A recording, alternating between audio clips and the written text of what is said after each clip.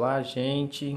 O tema de hoje é linhas imaginárias, falando as outras informações que elas nos fornecem.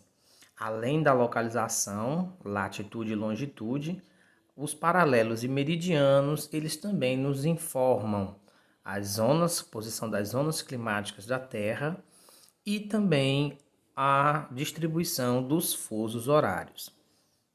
Também vimos na aula passada um pouco sobre o horário de verão. Na aula de hoje nós vamos introduzir o assunto, um dos assuntos mais importantes da geografia do primeiro ano e finalizando a parte da geografia instrumental, que é a cartografia. Então nós vamos falar sobre essa ciência que estuda a descrição e representação do espaço geográfico. Falaremos um pouquinho sobre a evolução dela, sobre os principais produtos cartográficos, os elementos que o constituem e falaremos sobre projeção e escalas. Esse assunto, gente, cartografia, ele vai nos acompanhar ainda por algumas aulas. Ele é tema de 3 capítulos do livro didático de vocês. Inclusive, quem quiser se aprofundar sobre esse assunto, tem 3 capítulos do livro falando sobre esse assunto. Capítulo 2, 3 e 4, né? Eles estão relacionados ao tema da cartografia. Então, boa leitura para quem tiver interesse de se aprofundar nesse assunto.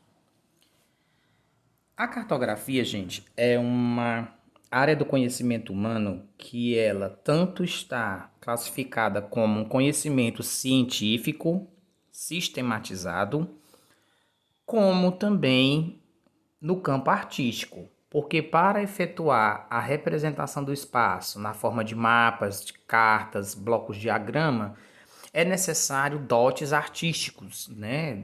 A pessoa tem que ter um dom artístico para conseguir desenvolver da melhor forma possível essas formas de representação da superfície terrestre.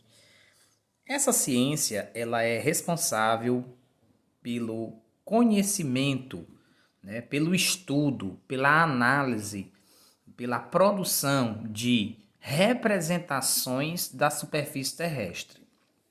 Então, todas as formas de representação da superfície terrestre, elas são produzidas, estudadas e analisadas pela cartografia, tá bom? E que são essas formas de representação da superfície terrestre? Nós temos mapas, cartogramas, plantas, o globo terrestre, enfim. Tem uma infinidade enorme de gráficos e outras formas de representação da superfície ou do espaço geográfico. Trata, portanto, de um conjunto de técnicas científicas e até mesmo artísticas que visam a elaboração de documentos que representam de forma reduzida, ou seja, em um tamanho pequeno, uma determinada parte do espaço geográfico ou o planeta Terra como um todo, né? Essa ciência ou esse conhecimento, ele é muito antigo. Apesar de que nós tivemos um grande desenvolvimento na atualidade, esse conhecimento da cartografia, ele remonta à antiguidade. E nós temos aqui um desenho, gente, do mapa mais antigo de que se tem notícia. Ele tem aproximadamente 4.000 anos, 4.500 anos. Ele representa aí a região do próximo ao rio Eufrates, na antiga Babilônia. E ele é produzido, gente, em argila. Ou seja, a cartografia, ela é mais antiga do que a própria existência do papel. Então, antes que os seres humanos tivessem descoberto o papel, já existia a necessidade de representar porções do espaço geográfico. E aí vocês poderiam pensar, mas qual é o interesse? Por que as pessoas fazem essas representações do espaço geográfico? Gente, isso é para facilitar a compreensão, o estudo e o gerenciamento do espaço.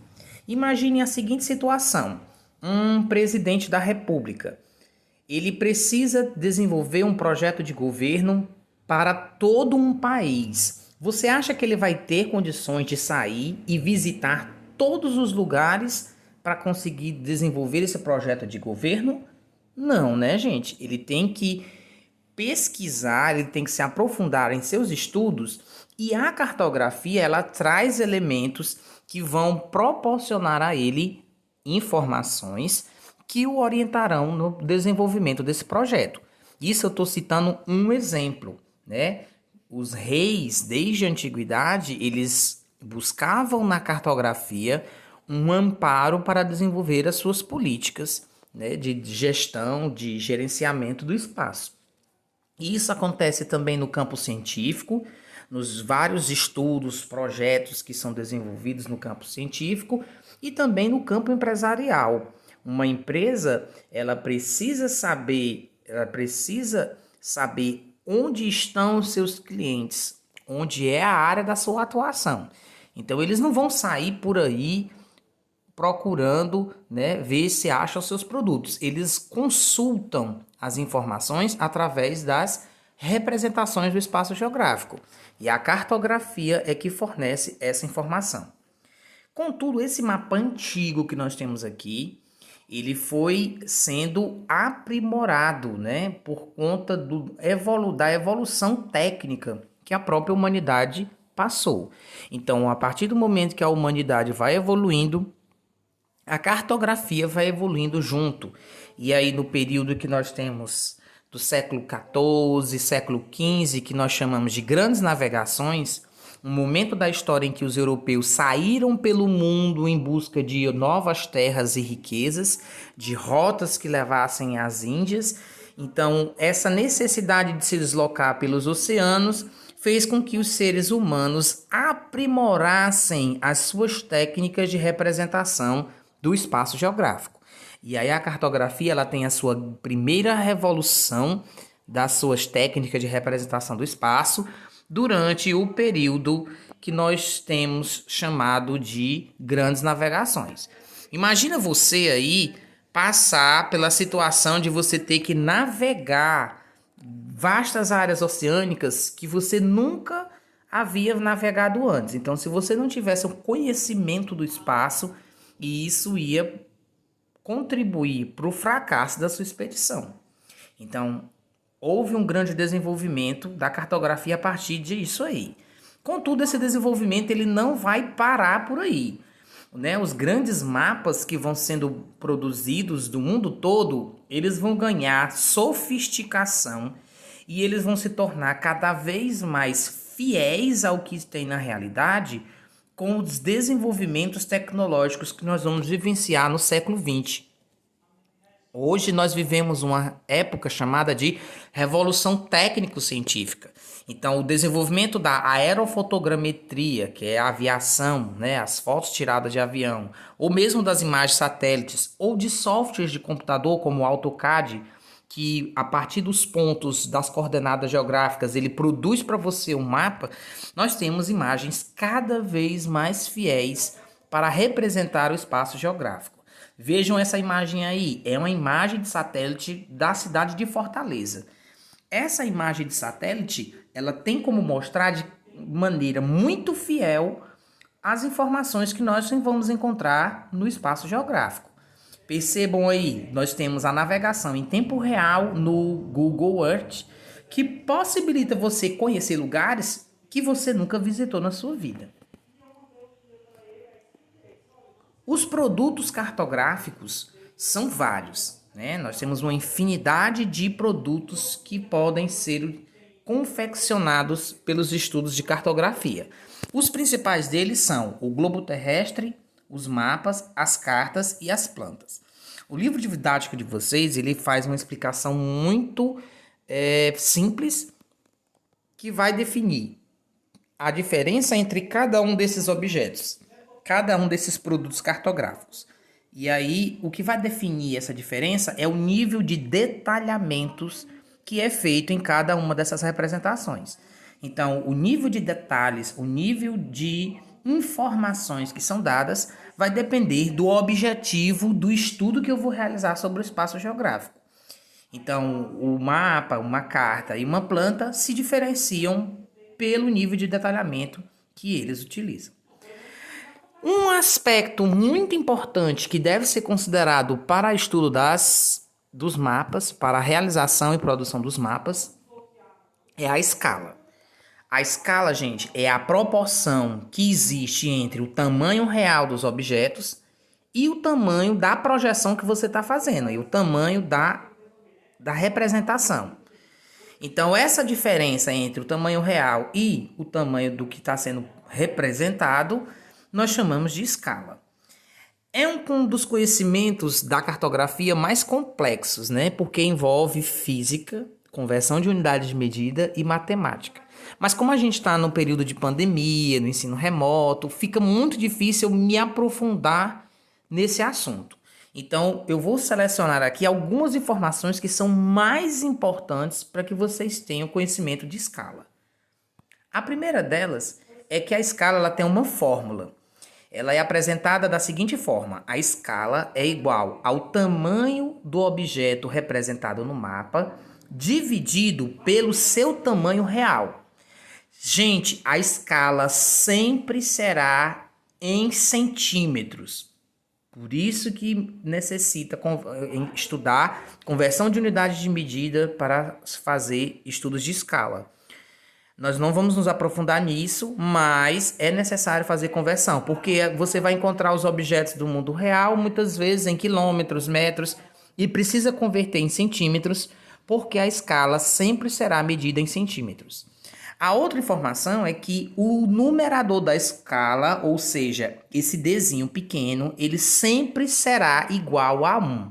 Então, se o valor que você tem na escala é um valor diferente de 1, você precisa transformá-lo em 1, tá certo? Nisso, a fórmula da escala se apresenta da seguinte maneira: escala igual a Dzinho sobre Dzão. E aí, a partir dessa pirâmide, eu tenho como encontrar qualquer um desses valores que eu não tenha, tá certo? Isso para desenvolver cálculos de escala. Eu não vou tratar de cálculos de escala com vocês esse ano.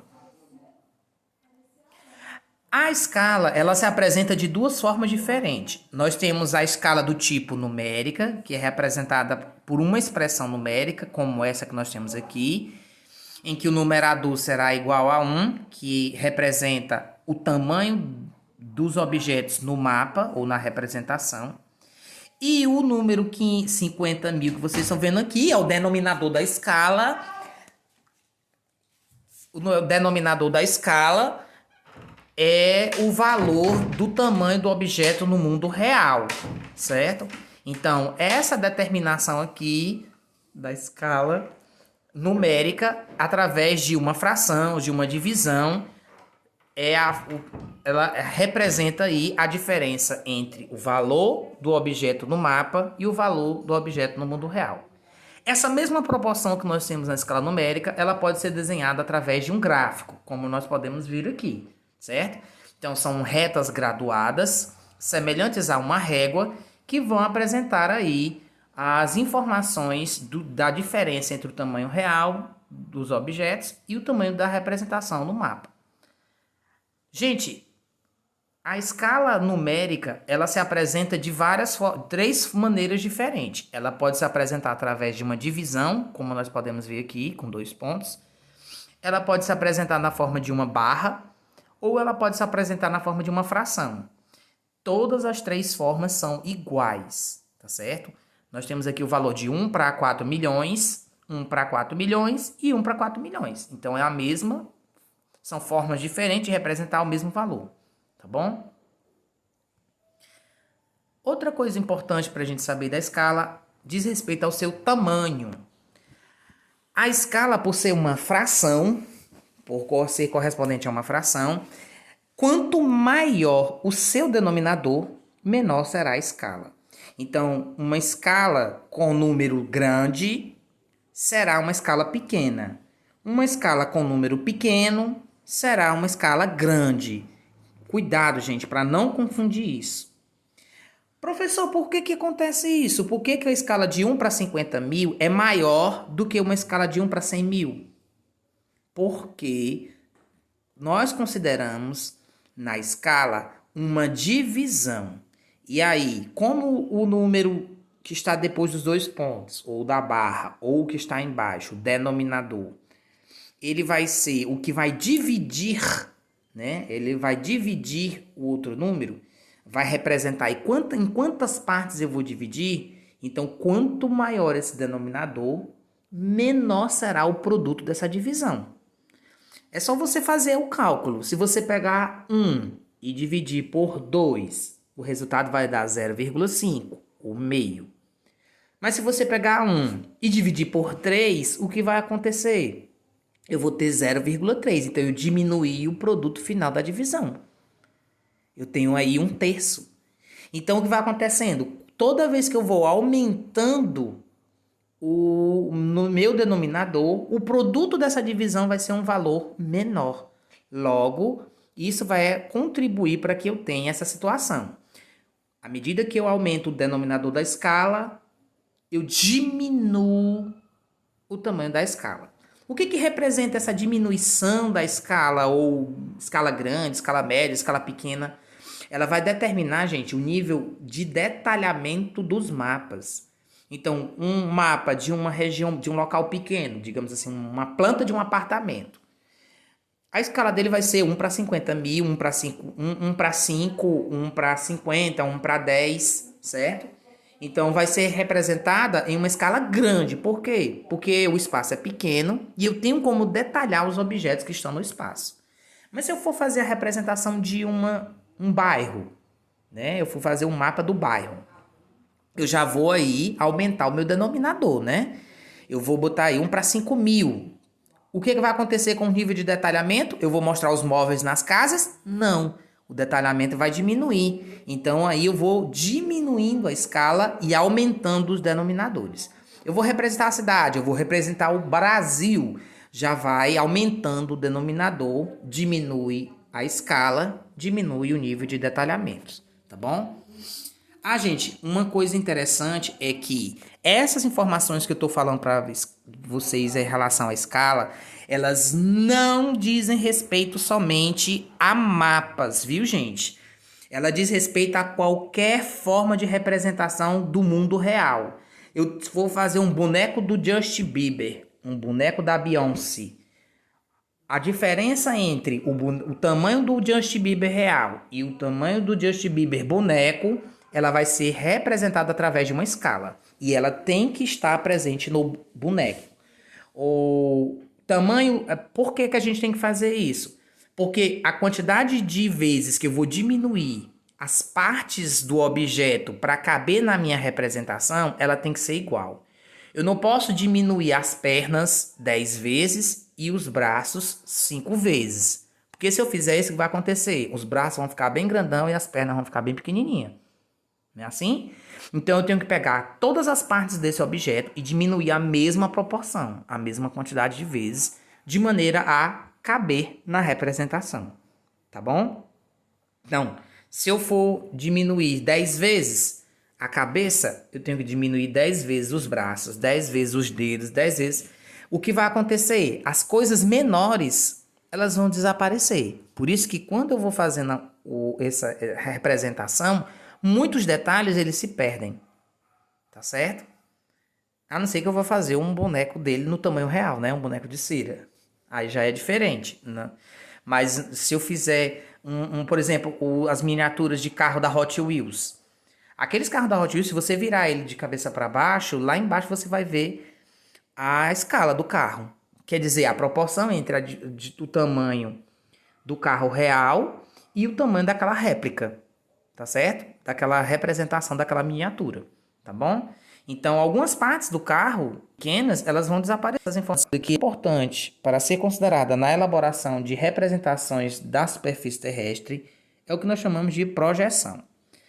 A projeção ela vai resolver um problema que nós temos, que é como eu posso representar um objeto tridimensional, ou seja, que tem largura, comprimento e altura, em um plano bidimensional, que no caso os mapas, eles são planos bidimensionais, né? Ele tem 2 dimensões. Então, como é que eu vou fazer isso? A resposta para essa pergunta é projeções cartográficas. que são um conjunto de técnicas que vão ser adotadas para tentar representar o espaço tridimensional, multidimensional, em um plano bidimensional, tá certo? Todas as representações, elas vão apresentar um tipo de distorção, certo, gente? Independente de como eu vou fazer, do mais perfeito que eu vou fazer, vai apresentar algum tipo de distorção. Contudo, eu tenho a possibilidade de escolher distorções menores para aquilo que eu vou considerar no meu estudo, tá bom? E aí, por isso que existem projeções diferentes para determinados tipos de representação diferentes. Nós temos três tipos de projeções fundamentais.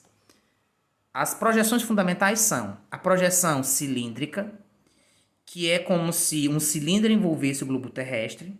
Nesse caso, os paralelos e meridianos eles são representados por linhas retas que convergem entre si. Tenho aqui um exemplo para mostrar para vocês de uma projeção cilíndrica, esse primeiro quadrado aqui. Então, eu pego a folha de papel e como se eu envolvesse o planeta Terra nessa folha de papel, fazendo aí uma representação da superfície do planeta. Uma projeção cônica é como se um cone envolvesse parte do globo. É muito utilizada para representar regiões continentais. Nesse caso, os paralelos representam círculos concêntricos, já os meridianos são linhas retas que convergem para os polos. A representação cônica está simbolizada nessa figura do meio, certo? Em que nós colocamos um cone envolvendo o planeta Terra e o produto, esse mapa que nós temos embaixo. Já a projeção plana ou azimutal trata-se de um plano tangente à esfera terrestre. Nesse caso, os paralelos representam círculos concêntricos, já os meridianos eles se tornam retos e irradiam dos polos, ou seja, é como se fosse uma catraca de bicicleta, um pneu de bicicleta, né? Aliás, como se fosse a roda da bicicleta, né? Dos raios que são, no caso aí, os meridianos. Dependendo da representação pretendida, elas são classificadas de três maneiras: polar, equatorial ou oblíqua. O último exemplo aí da projeção plana é esse último desenho aí, o terceiro desenho, tá bom? O produto é esse mapa que nós estamos vendo aí. Além desses três tipos de projeção fundamentais, nós temos também outros tipos de projeção que vão considerar um aspecto como o mais importante. Por exemplo, nós temos as projeções conformes. Uma projeção conforme, normalmente, é uma projeção cilíndrica, certo? Normalmente, as projeções conformes são cilíndricas.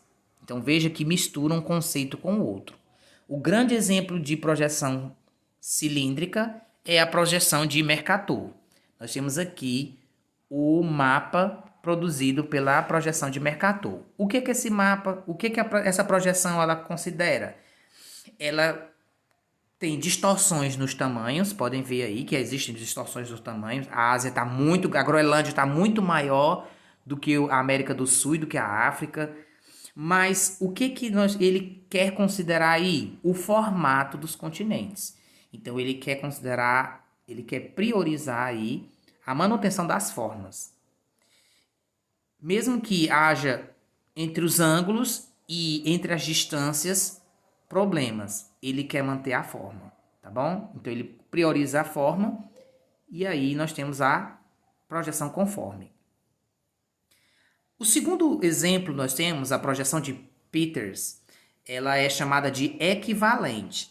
Essa projeção ela vai tentar resguardar os ângulos formados entre a superfície do planeta e as linhas paralelas e meridianos, certo?